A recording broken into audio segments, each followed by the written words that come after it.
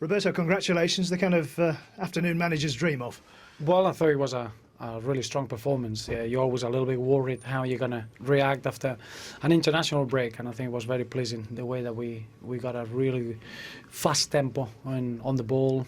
It's always difficult to score goals. I thought Aston Villa were really well organised. They put bodies behind the ball, but I was very pleased with the work rate and the way that we defended today. I thought the difference, obviously against Sunderland, we had a really good attacking display, but today was a complete performance off the ball. I thought we were fantastic. So really pleased with the overall performance in that respect.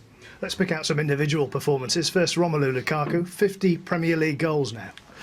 Well, I think it's you get used to hear his name, and because we all know about his career and his potential, is a good reminder to know that he's such a young man still at 22. And then you got that opportunity to reach landmarks that probably is only at just a very elite group that they reached in the past. So obviously, from us, is great to see him growing all the time. I think this season he's gone into a different level.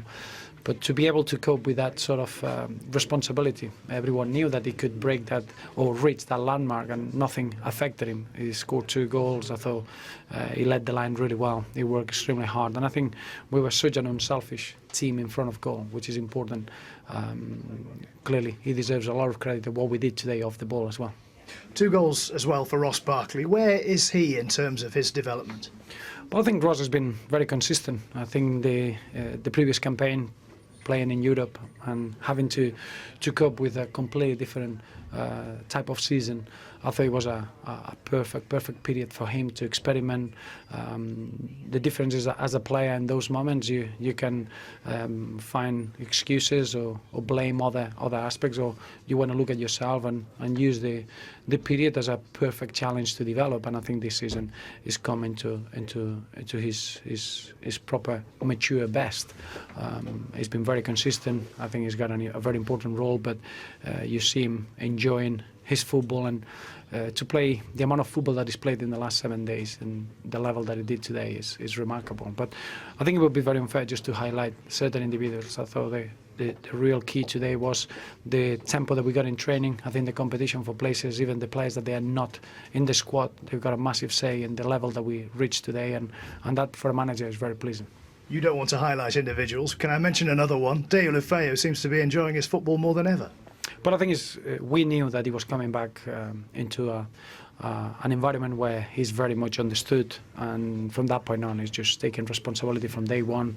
He wanted to know what's needed from him for the team, but then from that point on, he expresses himself in a way that is quite important in the way that we want to play. He breaks teams down. He can see always an attacking, or brings an attacking threat.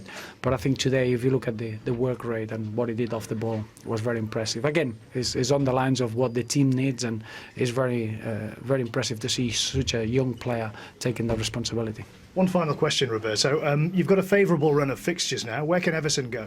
Well, it's not such a word as favourable in the Premier League. We all know that every game is about you as a team being perfect, and I think we did that today. It was a very tricky fixture. I thought Aston Villa were fantastic last week against Manchester City, and today obviously we didn't allow them to impose themselves in what they wanted to do. But there is no such a thing as an easy game. We're looking forward now to the next game, which is Bournemouth, and just we need to go step by step and see how many points we can accumulate before the next international break, which will dictate the final third of the season. Then we'll have a clear idea where we should be aiming to.